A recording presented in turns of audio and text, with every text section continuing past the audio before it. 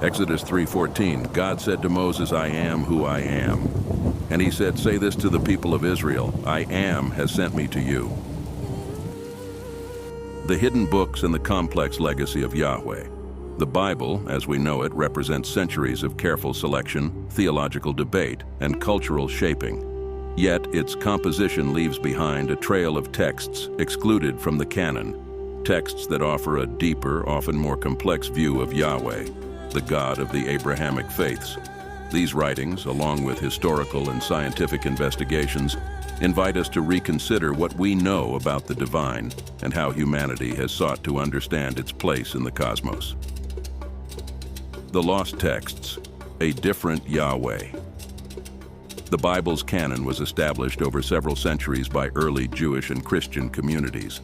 However, many texts once circulated widely but were later excluded for theological, political, or practical reasons.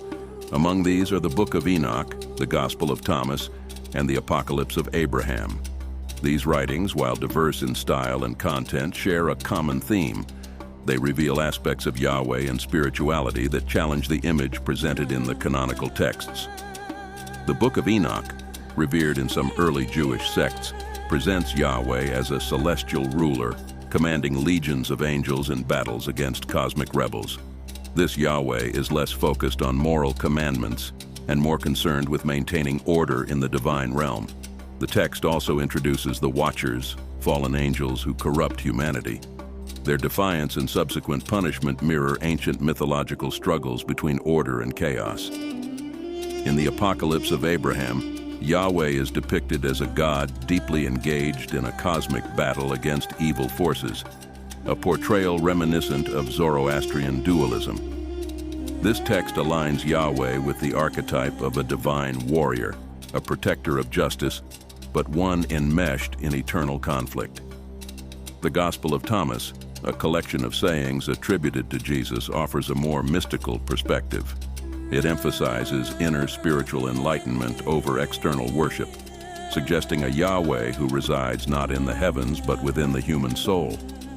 This text diverges from the traditional image of Yahweh as a patriarchal figure and instead suggests a divine presence intimately connected to personal spiritual growth. These texts, while outside the canon, provide glimpses into the varied ways Yahweh was understood by ancient communities. They remind us that the image of God has always been shaped by human culture, geography, and history. Connections to ancient gods. To understand Yahweh's evolution, it is essential to examine his connections to older deities of the ancient Near East. Scholars widely agree that the early Israelites emerged within the Canaanite cultural sphere. In this region, the pantheon was dominated by El, the supreme god, and Baal, the storm god. Archaeological evidence, such as inscriptions and ancient temples, suggests that Yahweh may have originally been worshipped as a lesser deity, or even as a regional manifestation of El. In Canaanite mythology, El was depicted as a wise, fatherly figure presiding over a divine council. Early Israelite texts, such as Deuteronomy 32:8-9, reflect this idea. Here, Yahweh is described as receiving Israel as his portion from El, suggesting that he was once part of a broader pantheon. Over time, Yahweh's image expanded, absorbing characteristics of both El and Baal. For example, the storm imagery associated with Yahweh in texts like Psalm 29 closely parallels descriptions of Baal as a bringer of rain and fertility. This syncretism was not unusual in the ancient world. As communities migrated, conquered, or merged, their gods often adapted to new circumstances, taking on roles or traits from other deities. Yahweh's transition from a regional deity to the sole God of Israel mirrors a broader shift in human religious thought from polytheism to monotheism, Christianity's rise and the politics of faith. The evolution of Yahweh's image took a decisive turn with the rise of Christianity. By the 4th century CE, this once persecuted sect had gained imperial favor, largely through the efforts of Constantine the Great. Constantine's conversion to Christianity was not purely spiritual. It was also a calculated move to unify his empire under a single, cohesive ideology. The First Council of Nicaea in 325 CE convened under Constantine's authority, marked a turning point in the history of Christianity. This council aimed to resolve theological disputes and establish a unified doctrine. Decisions made at Nicaea and subsequent councils also determined which texts would form the New Testament, cementing the image of Yahweh as the Father of Jesus and the singular God of monotheism. However, the process of canonization excluded numerous writings. Many of these alternative texts, like the Gospel of Mary or the Gospel of Judas, presented perspectives that diverged from the official narrative. The exclusion of such texts was not merely theological, but also political.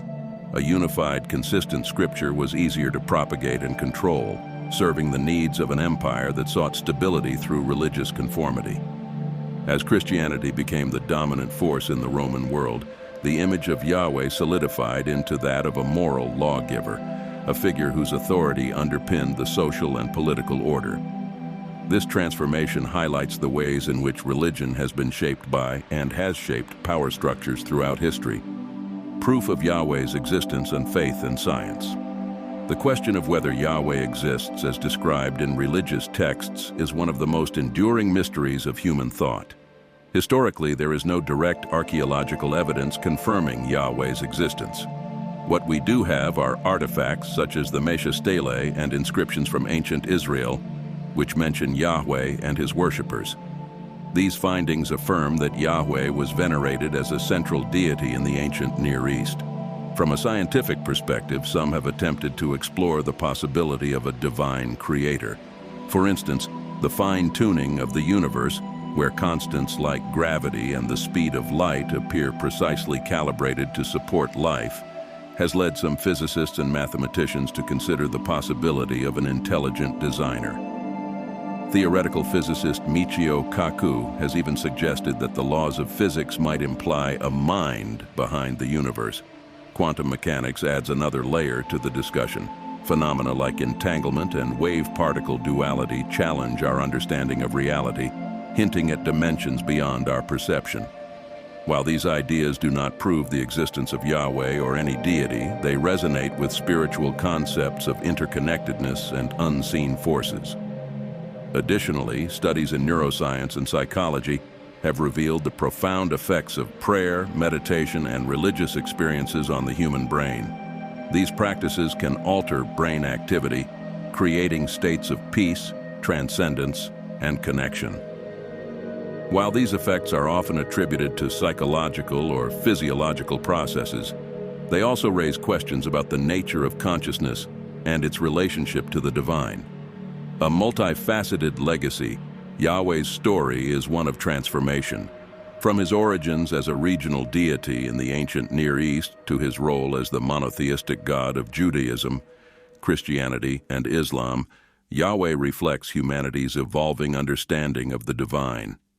The texts excluded from the Bible, the connections to older gods, and the rise of Christianity all reveal a dynamic and complex legacy.